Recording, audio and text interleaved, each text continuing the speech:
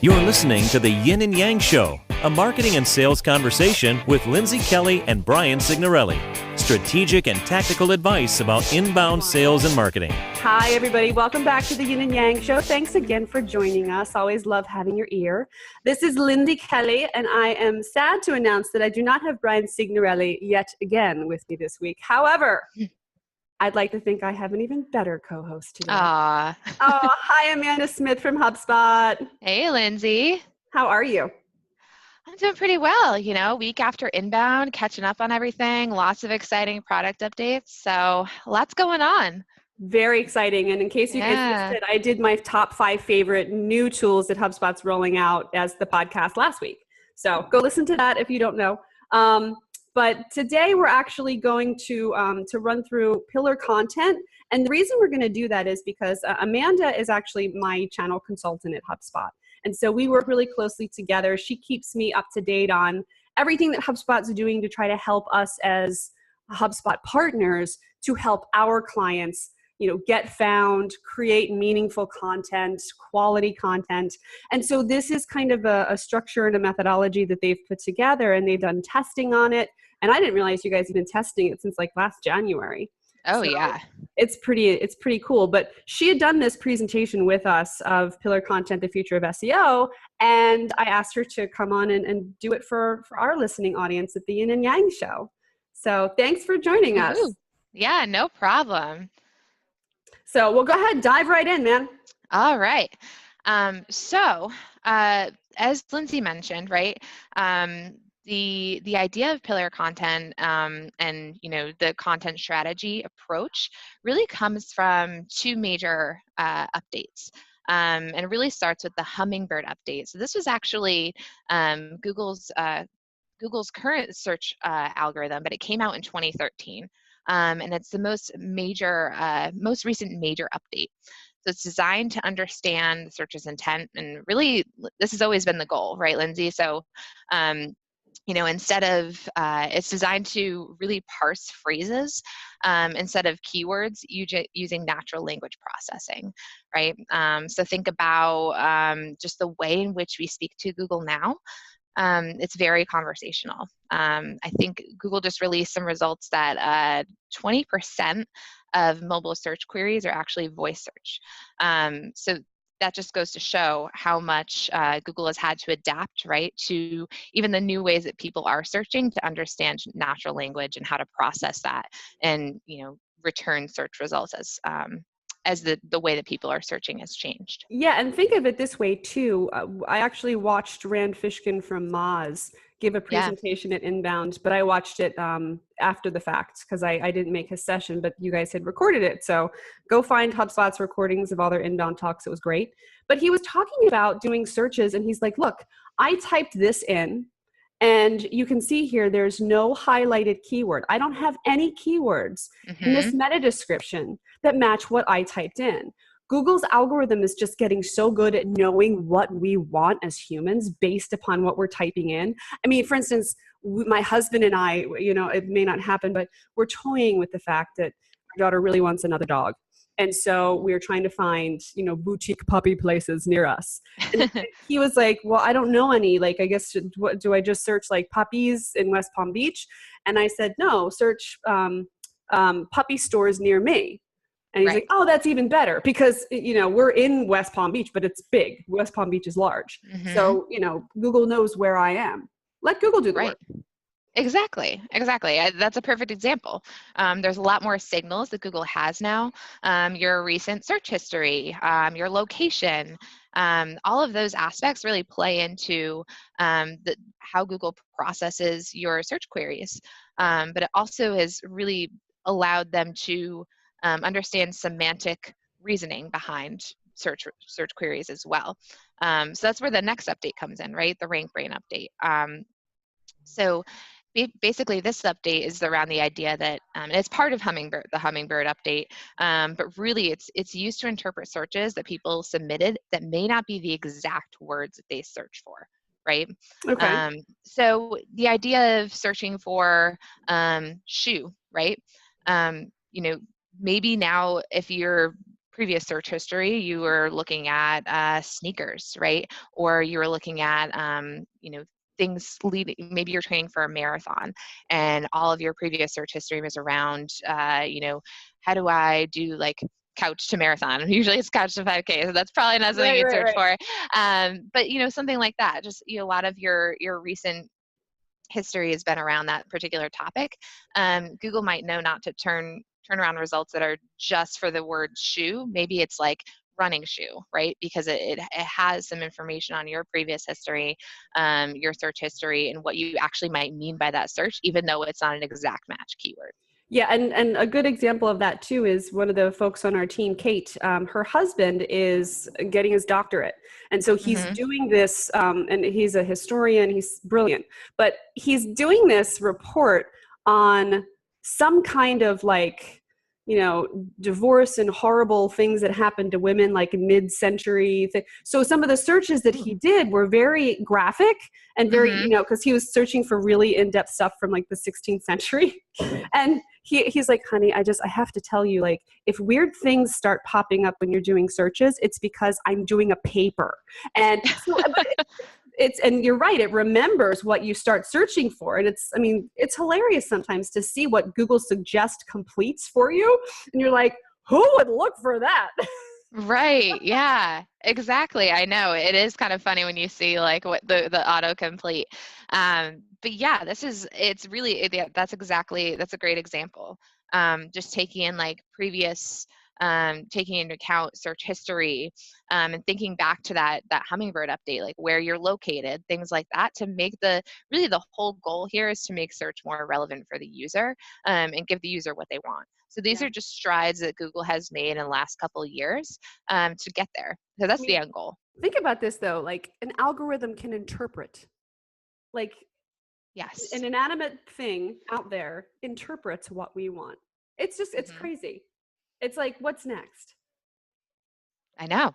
I mean, I think about how many times a day I'm talking to Alexa or Siri, and it makes sense, right? To make that user experience better, Google really has to understand intent, and like we just mentioned, like natural language processing, understanding what we mean, even though we might not explicitly say something, right? Right. Yep. Yeah, it's really cool. But what does this mean for marketers though, right? For so long, we've been optimizing around long tail. We've talked about long tail keywords, and to really return exact match results. But that's not the way Google works anymore. So basically, these are some of the things that some of the top search engine optimizers have been doing differently, because of these updates, because of these changes, right?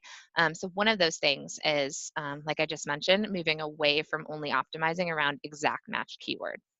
So because the algorithm is more intelligent, they're broader in the application of keywords and content.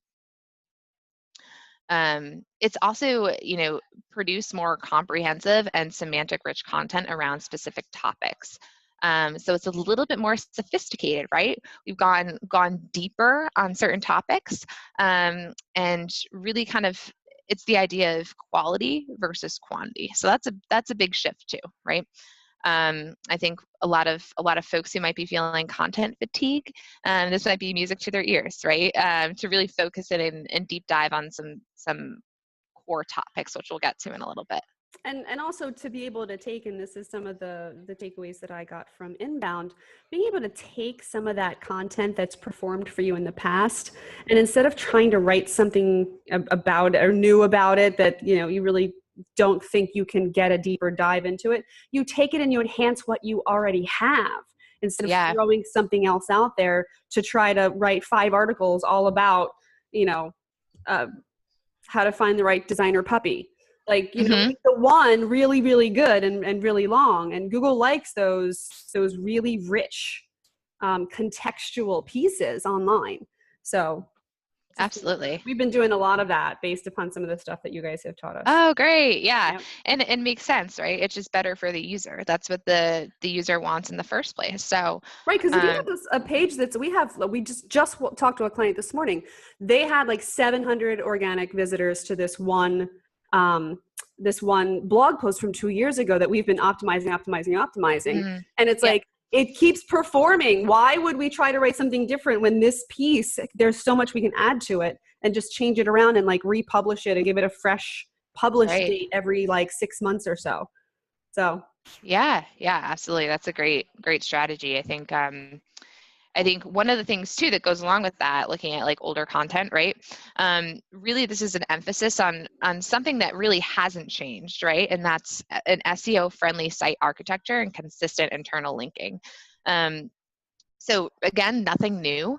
This is just a re-emphasis on what we already knew was a top contributor to SEO and authority, so and that's what do you ranking. mean by like a SEO friendly architecture? Yeah, so know that. yeah. So by that, we're talking about linking topics to each other that are relevant, right? So we're going to get to this later on, but you want to ensure that if you have a blog that covers off on a particular topic, so say it's something along the lines of like sales qualification, you're also linking to other blogs or pieces of content on your website that are relevant, right? Because what you're telling Google is those are semantically related topics, and that really aligns itself with the way Google's database is structured, right? Okay. And consistent internal, and again, that falls along the lines of consistent internal linking as well. Mm-hmm. Okay. And the last thing is just really aggressively promoting content. That's something that we've seen these top SEOs do differently. And I would say, top SEOs are spending half their time promoting content and half their time producing it, right? So a lot of it has to do with this promotion element and, talking about linking again, certainly getting those inbound links or links from other websites to your website can help increase traffic and authority over time. And that's one aspect of the promotion, which we'll get to later on. But I think that's where you can really start to see lift with these content pieces. Okay, great. Yeah. So with that, understanding some of what's been working really well with these top SEOs, some of the updates we've seen over time, we've developed a methodology around optimizing content for some of the changes that Google has implemented over the last couple of years. So really you want to think of your content like a series of pillars. So you're going to hear this term pillars a lot during our conversation here. You want to think of them like a series of pillars, and they're a stabilizing foundation for your content plan. So we have what we call a pillar page, right? And it's a website page that covers off on a topic in depth, and it's linked to a cluster of related content. Okay. And so for those of you who couldn't see one of the images that was just up, it was like old Roman pillars and, it was like 6 of them in a row supporting something else. I mean, to me, like the first thing I think of is like your website and your menu and all of the different things across the top that might be your services. And those would be core pillar pages for you. So just kind of throwing the visual out there for folks. So what can you do to support those pages of the website? Absolutely. Yeah. And like you said, they are related to services. They're related to things that you as a business would want to be known for, things you wanted to be associated to your business. So we'll go through different types of pillar pages, and then we'll get into how those supporting pieces, Lindsay, that you mentioned, that really allow those to be, a foundation to your business. So let's start with the first type of pillar page. And for those who are listening, I have up a really tall skyscraper image. And this is called the 10x pillar page. So this type of pillar page is also called the skyscraper technique, hence the imagery. But it's really the idea that this page covers off on a topic 10 times better than any other page out there. That's why we call it the 10x content pillar page, aka skyscraper technique. And what this is mostly own content. It's a deep dive on a core topic, and the format is similar to an ungated ebook. Right. So I actually think that's the best way to explain it. Is it's a very in-depth ebook that's completely ungated and on living on this pillar page, on this live website page. Because Google can actually index it and scan it and get the context around it. Whereas if it's an ebook that's a PDF, Google can't read that. It can read the title of it, but it can't read the content within. Exactly. So this page is being indexed by Google, right? And a lot of times when I bring this up, I hear, well, it's not gated. How are we going to get leads on this page? So there are some good examples out there of how people have implemented conversion opportunities on this page to get leads.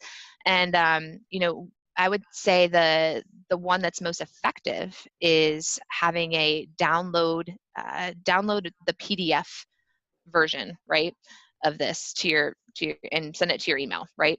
You fill out a quick form and it goes right to your email.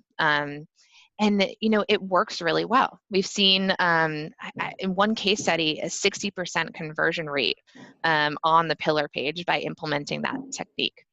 That's great. Yeah. And another way of thinking about this is that if you walk into a bookstore, right, you might flip through a couple pages of a book, and you might just read a couple chapters, maybe not a couple chapters, maybe just a little bit of each. And then, you go and you buy the book, right? So you're kind of previewing it, take a quick look, but you prefer to have that, you prefer to take that home, right? And have that with you. And I think that's what we've seen too, that, a lot of people do prefer to have like a PDF version of these longer form pieces of content. So that's why it is effective and still is. It's just that the only difference here is that we're ungating the full piece of content on the webpage. Well, and some people might say, well, then you're basically giving away the milk without having to buy the cow. But if the milk's that good, then, well, crap, you want more, buy the cow. Yeah, That's exactly. Explain it to everybody now. We're giving away the milk for free so that they buy the cow. Exactly. So this is just one type of pillar page. There's another one too. This one's the more laborious. Certainly I'd say this works well if you have like a lot of existing content that you can repurpose into this page, or if you have an ebook that you already have gated, you can completely ungate it, right? But the other type of pillar page is the resource pillar page. So think of this as like a bookmarkable reference page, and its own content, and it's also outbound links. So it's basically less time to put this together, right? But what it looks like is a page that has a ton of links to your own content and to content on other websites. Okay, so like that might be, for instance, I work with folks who sell copiers. So they might have resources around certain lines that they sell that's their owned content. They're writing their reviews about it. And then also linking out to the manufacturer, like Xerox, they can link to an article in Xerox and say, here's a great ebook from Xerox that you can download as well. Something like that.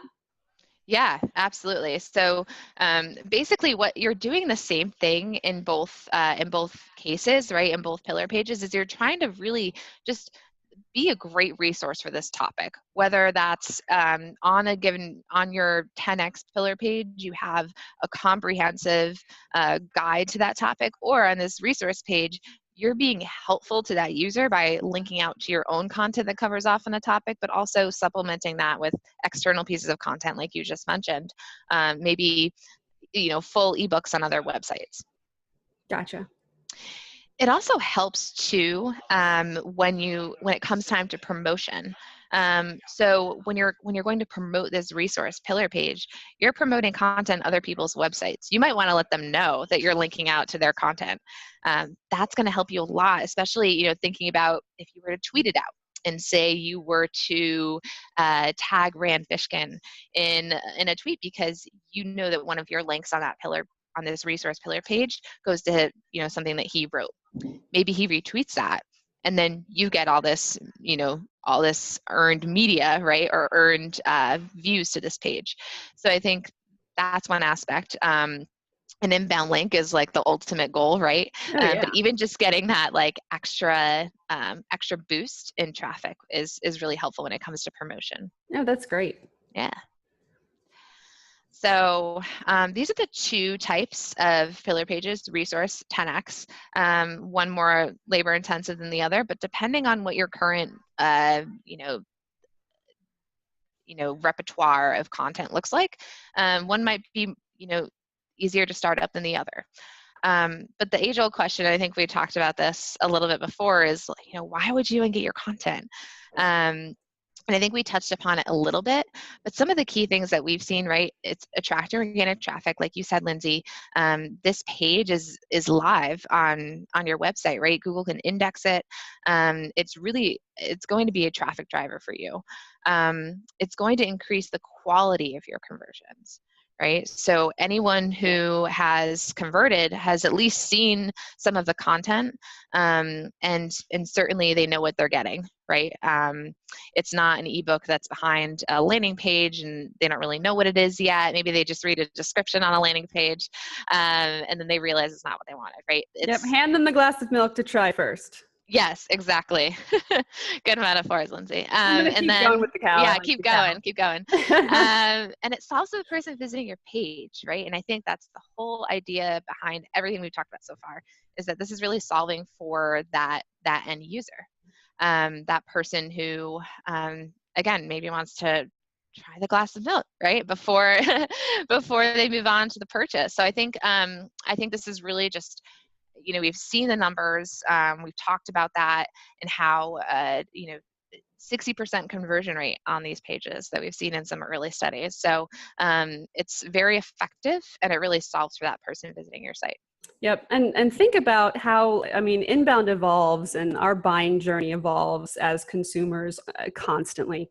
People buy so differently today. We respond so differently today. The world is different today. I got into an Uber at the airport to go to inbound in Boston, and they drove me to my home away that I got, online. So 10 years ago, I would have gotten in a taxi cab and gone to a hotel. Now I get in an Uber, right, and I go to somebody else's house that I've rented. And that's how we are evolving. And so think about how precious your email is to you personally now. Like, it's going to take a lot for you to want to give that up, because our inboxes are overflowing with stuff. You never know what you're going to end up with when you put your email in to download something or to get information. You just don't know anymore. So we covet our email addresses, and we covet our time. So, making sure you're showing the value to them, and then giving them the opportunity to say, that was really good. I'm going to hold on to this. This is quality content. This isn't crap. So exactly. Yep. Yeah, I think that explains it perfectly. And it's really building trust. I think that's what this all does, right? Is build trust with that end user, and also, gives you authority, not just like technically from a Google perspective, but also, in that, as an authority in that industry or on that given topic. Because at the end of the day, people are looking to purchase something, and companies are looking to sell something, and people buy from folks that they know, like, and trust. So you're building up the trust, you're giving them great information, and that goes a long way with someone. Like I'm having an air conditioner installed right now, but I did a lot of research, and this company gave me all kinds of information, not only on the phone, but also, and then they encouraged me to go look it up. They're like, yeah, you can look it up on other websites. We have all the information on ours as well. And so I trust them. I know they're more expensive, but they're also way better. Like, it's a very professional organization, and I feel comfortable with them. I trust them, and that's started online. Right. Yeah, that's a great example. Yep. So I think, because we understand the power in this, what we've done is develop a methodology around these pillar pages, right? Ungating your content, and really owning a topic. And so we have kind of a method here that I'm going to walk through. And what we call it is the topic cluster methodology. So your pillar content is, that piece of content that lives on that page. It could be that 10x page. It could be a resource page. But the topic cluster is the structure that it's going to allow you to do this. So what you start with is your core topic, right? So it's, I have an image up with a big orange circle. And so that's your core topic is really going to live in the center of everything that you do.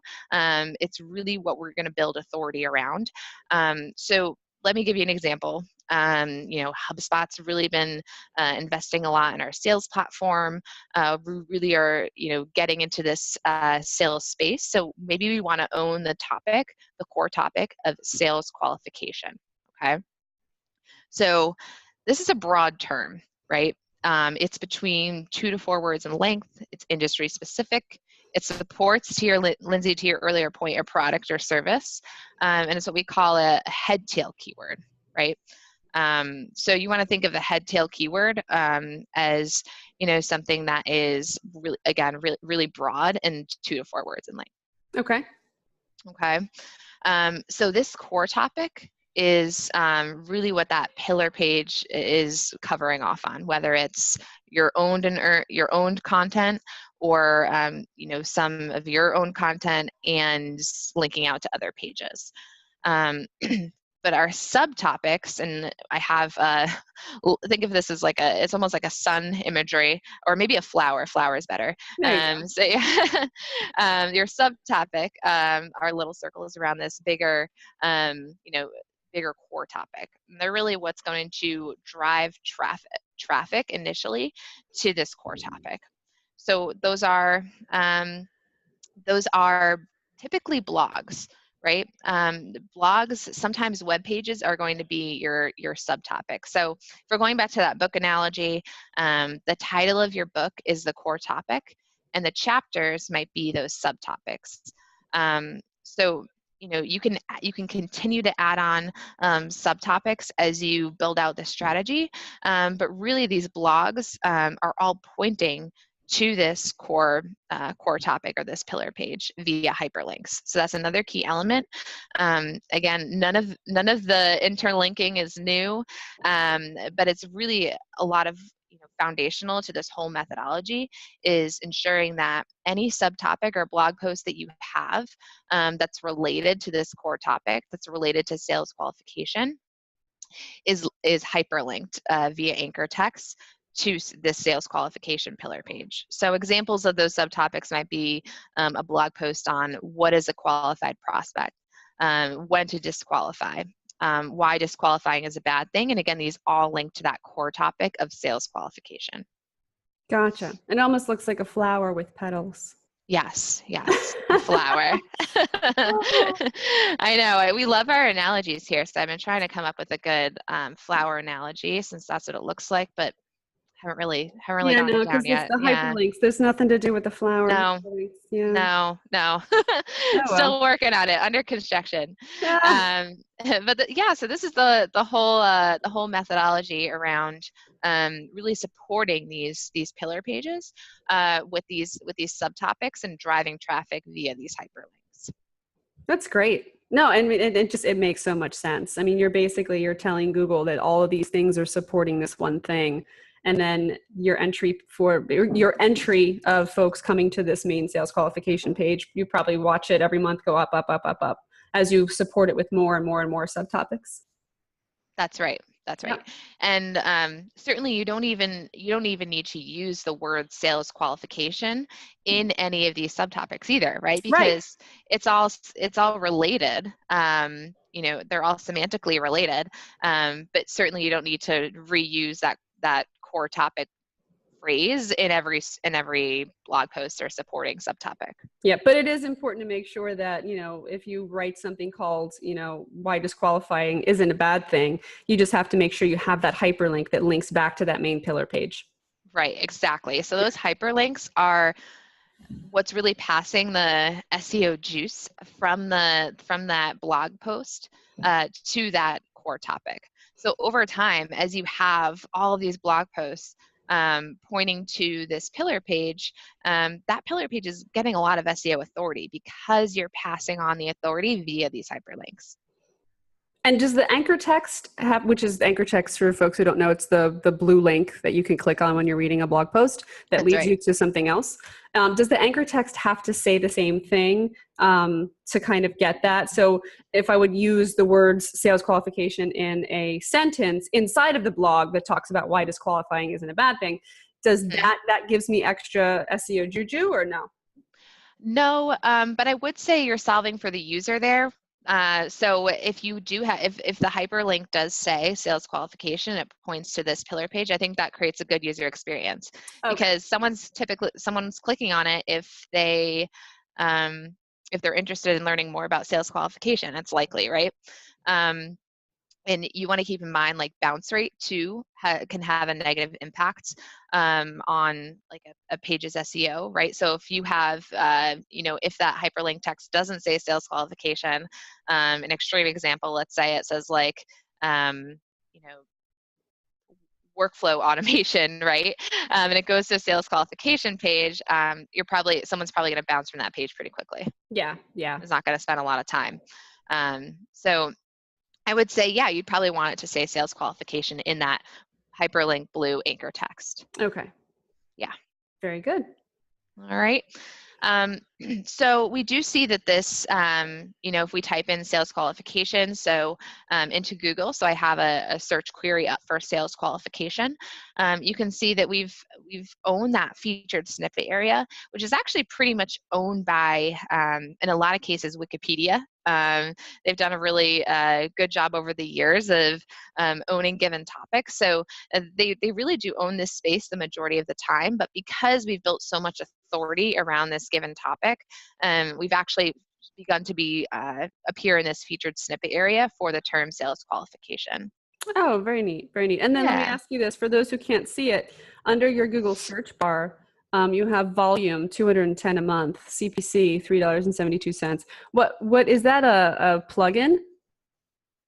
Yeah, I believe that's a plugin. I can follow up with you on that, Lindsay, because I Yeah, I just think this haven't is, seen that. It's cool. I'd like to know yeah, my keyword like the keyword volume, how many searches there are a month. And is that, yeah. is that like local search, like in your area, or is that, I mean, I can't imagine that'd be all search.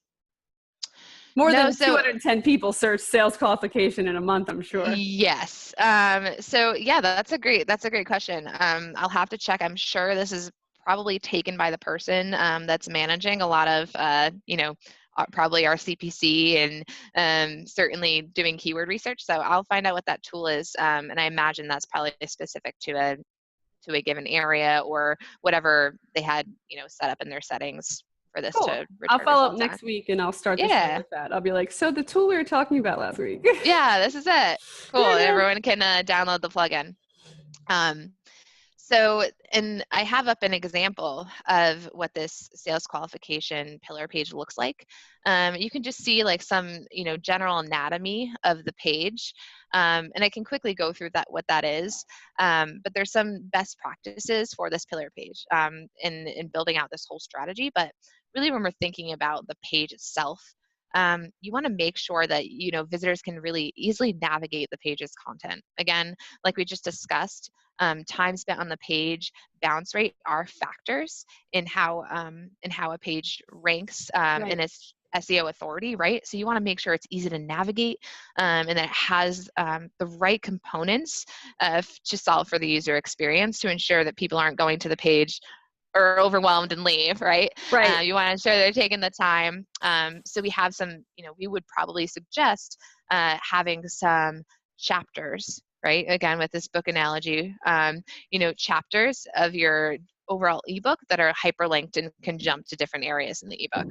Oh, that's so much less intimidating than showing up to a page that is just 10 paragraphs with like no break and no Yeah. no headers. And it's like, oh, that's so intimidating. I don't have time for that. Yeah, exactly. Could you imagine like picking up a book and it having no chapters or no breaks? It's just I know. like 200 pages. Yeah. So yeah, a similar idea here. Very cool. So just overall, I'm going to give everyone 7 steps to engineer a content pillar. Okay. And so I'm just going to briefly go through these. First, you want to choose that core topic, right? So you're basically, again, broad term, it's between 2 to 4 words in length.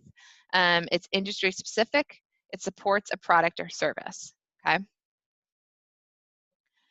Then you want to identify subtopic clusters, right? So again, subtopic clusters is, it could be current owned media that's relevant to your core topic, or you could identify other subtopics that maybe aren't part of your repertoire of content yet, that would, support that core topic and drive traffic to it, okay? You then want to create blog posts for needed subtopic cluster content. So exactly what we just talked about, right? Just create content for blog posts are going to drive traffic and support this core topic or this pillar page. Okay. Then you want to go about repurposing subtopic cluster content into a downloadable offer. So maybe you don't have an ebook yet. Maybe you don't have the downloadable content offer that you're going to engage. What you could do is assemble the current content that you have and repurpose subtopic content. So thinking about each subtopic as a piece of a puzzle, just putting that puzzle together and creating a downloadable. Oh, very good. We'll do Yeah. that sometimes. We'll have like a little blog series, and then we'll put it all together in packages as an ebook. Yeah, there you go. I'd also recommend for the ebook. So we talk about how when you have your pillar page, having a downloadable for the PDF on the right hand side, or maybe in the form of a pop-up on the page, to allow someone to send that ebook to their inbox, right? Create the time to take the time to create a custom cover. Actually, 79% of people said that a cover mattered in the decision-making process for a download. So by custom cover, I mean just something that looks like a book, right, with the title of your ebook on it. Is super effective. This isn't new for us, though, right, Lindsay? Like everyone, a lot of marketers are using this tactic, but it still works when we're talking about converting on these pillar pages. Yep, and making it a little 3D looking book too. For some reason, people are like, "Oh, it's a little book." Right. Exactly. And then you want to deconstruct this offer into a pillar page resource. We just talked about this. Make it into something that is living on one page. Users can navigate through pretty easily. So there's some layout tips that I would recommend, and most of them are general SEO page optimization tips. You want to make sure that you've optimized your URL, your H1 tag, for the topic that you want to own, right? So we have a couple of layout tips here, probably for people listening. It's going to be difficult to describe, so certainly if you want to see this imagery, I would recommend, Lindsay, would they just go online? Yeah, I'll put a link to the actual video in the description of the podcast. Great. Okay. So there's a couple of key points here for optimizing the page and laying it out properly. What I would say from a user experience standpoint, what we mentioned earlier, just having an anchor linked table of contents so you could jump to different chapters in the ebook. Also, other things I would call out specifically are having links to relevant external resources. This is always going to help you, even in this 10x pillar page, to link to external resources, because it's going to serve as a way for you to maybe get additional traffic to your site by saying, hey, I linked out to your website, right? Yep. And then this, and the back to top button on the bottom right, you can see here. So basically, this is a really long web page. You're going to want some way for someone just to navigate back to the top of it. Okay, gotcha. A little back to top button. Yes. It probably just hangs out there in the bottom right all the time. Yes, it does. It's a small but mighty tool, so I would definitely recommend that. Small but mighty. So we're on like step number 6 here, I think. We're almost there. Then once we have this all built out, we want to link to the relevant content. We want to link all of that to your pillar page resource. So this is just exactly what we were talking about earlier. You want to make sure that all of your subtopics, all of those blogs are linked to this pillar page, are linked to this core topic page. Great. Okay. And then the last thing I'd recommend, so now we have our whole flower built out, right? We have all of our subtopics, we have our core topic, we have all our hyperlinks. I'd say, let's make sure someone can find this page even if they're not visiting any of the blogs. So what I would recommend is create a conversion path for people to access your pillar page on your website. All right, and then you certainly want to make sure that people can find your content pillar resource page, right, from the main nav on your website. So this is a way for someone to get to this page, get to this all-inclusive resource from your homepage, from your website. So have that other opportunity for someone to find this page outside of, finding it via a blog. Okay, yeah, no, that's great. It makes it easy. And, it's something that we've thought about too, using calls to action on the website to help people find it as well. And not just in the navigation and drop down areas, but, you can create a great little call to action and get people clicking on that on popular pages. So very cool. Absolutely. Yeah. So those are the 7 steps to engineering a content pillar and really supporting that methodology that we had spoken about earlier. I'd say the last piece here is just promotion, right? We talked earlier on about how some of the best, the folks that are best at this are spending half their time promoting, half their time creating. So do what you can to promote these pages. Lean on those links, lean on your social channels, your network, and certainly promote this. And I have some tips, Lindsay, I can send them along to you so you can include them in the link here. Yeah.